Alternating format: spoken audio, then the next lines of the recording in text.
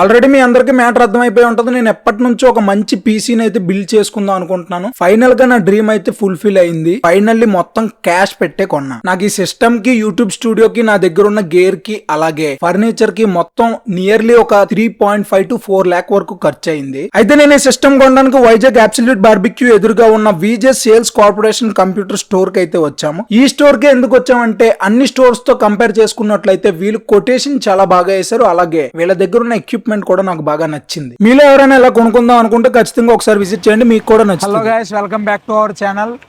మన ఛానల్ కి రిలేటెడ్ గా ఒక మంచి ఆబ్జెక్ట్ కొనబోతున్నాం. అదేంటో వీడియో చూడండి, మీకే తెలుస్తుంది. మాక్సిమం పంపడాలు చూస్తే తెలిసిపోద్ది, కానీ వీడియో చూసాక ఇంకా ఎక్కువ తెలుస్తుంది. మొత్తం అసలు ఎలాగా, ఏటి ప్రాసెస్, ఎందుకు, what is the purpose, what is what అన్నది క్లియర్ గా తెలుస్తుంది.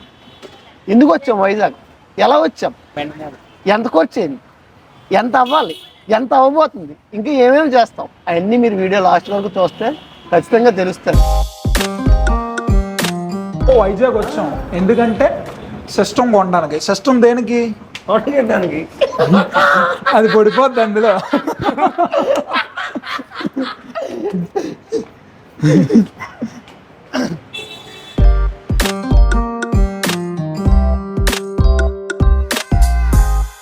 మీరు చూస్తున్నారు కదా, ఇక్కడ కనిపిస్తున్న అన్ని స్పేర్ పార్ట్స్ ని ఒకటిగా తయారు చేసి మనకి CPU అయితే బిల్డ్ చేస్తారు. దాని నుంచే మానిటర్ కనెక్షన్ అవగానే మన PC రెడీ అయిపోతుంది. అసలు ఇవేంటో తెలుసుకోవాలనే క్యూరియస్నెస్ నాలా మీకు కూడా ఉంది. CPU క్యాబినెట్ ఇది ఇంటెల్ ఐకోర్ i7 ప్రాసెసర్.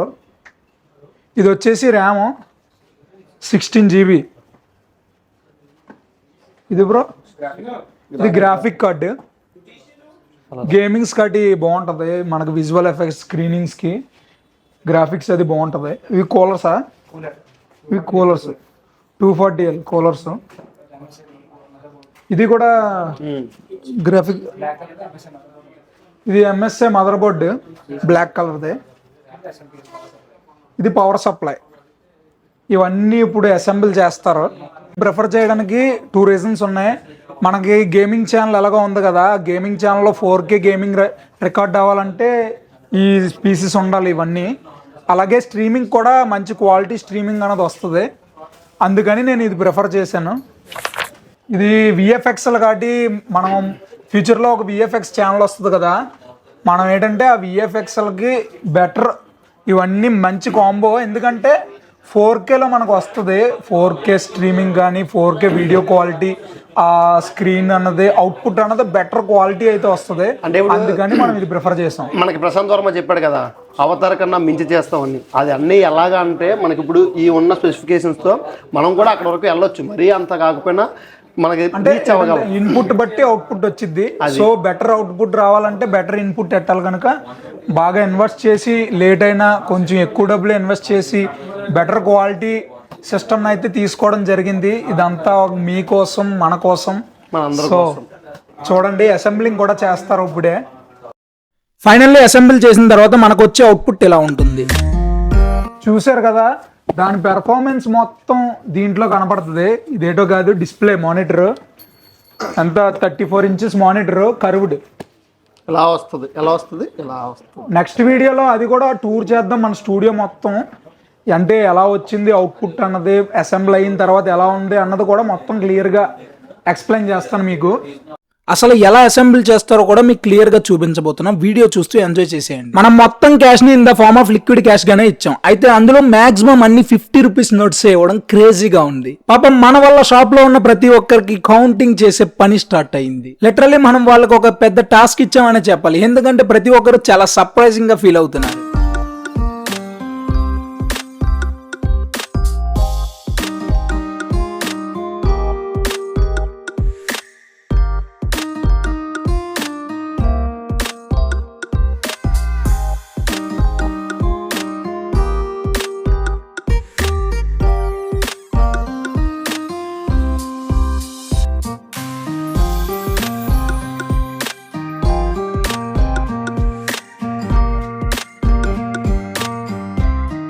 మొత్తానికి పేమెంట్ అయిపోయిన తర్వాత అసెంబ్లింగ్ స్టార్ట్ చేశారు. ఇక్కడ నుంచి అసలు ఎలా అసెంబుల్ చేస్తారన్నది మీరు క్లియర్ గా చూడొచ్చు.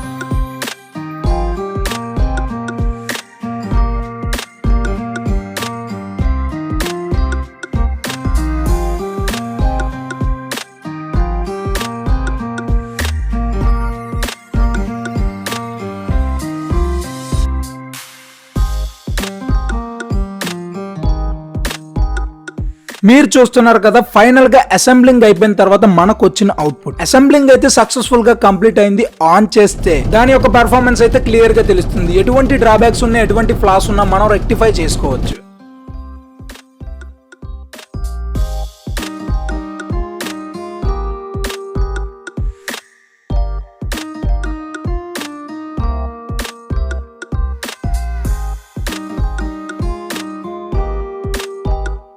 ఓకే, అసెంబ్లింగ్ అయితే అయిపోయింది. అసెంబ్లింగ్ అయిపోయిన తర్వాత టెస్టింగ్ అంట, టెస్టింగ్ కూడా అయిపోయింది. టెస్టింగ్ అయిపోయిన తర్వాత మనం పట్టుకెళ్ళిపోమన్నారు. ఇదిగో మొత్తానికి ఫైనల్ అవుట్పుట్ ఇలా టెస్ట్ చేస్తారు. టెస్ట్ చేసిన తర్వాత ఎక్కడైనా డ్రాబ్యాక్స్ ఉన్నా, పవర్ ఓవర్లోడ్ అయినా మనకు చూపిస్తుంది. ఎలాంటి మనకు లేవు. సో సక్సెస్ఫుల్గా ఇన్స్టాలేషన్ అయిపోయింది. ఇది మనం ఇంటికి పట్టుకెళ్ళిపోవడమే. చూడడానికి అయితే చాలా బాగుంది కదా. ఇంకా రేపు నుంచి ఫుల్ కుమ్మేద్దాం. ఏంటంటారు?